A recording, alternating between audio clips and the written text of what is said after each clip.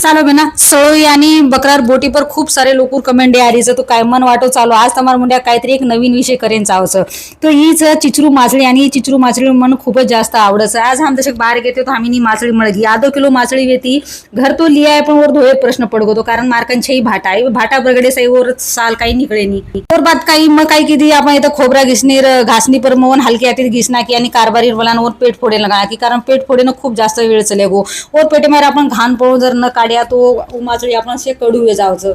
त्यानंतर मग पेट वगैरे फोडेल बा 4-5 पाणी ते स्वच्छ धुना की आणि शे सुके मसाले मग हेटच नाक दिनी आणि ये ना आपण कढाईत तेल नाक दिनी आणि भरपूर नसळ नाकी नसणे माहीच मन आवडायचं बाकी मग कांदा टोमॅटो काहीच पुरी नाकी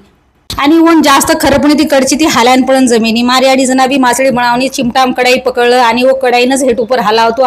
मासळी आपण फुटे निकेन केती ती तो मग बी ओसूच किती वर नंतर मध्ये त्याचे खाते आज बोलेल ती आणि आजमेन आजमाली मसळ नाकी आणि हे मासळी माई नाक दिनी मन आजमो नाकन मासळी खूप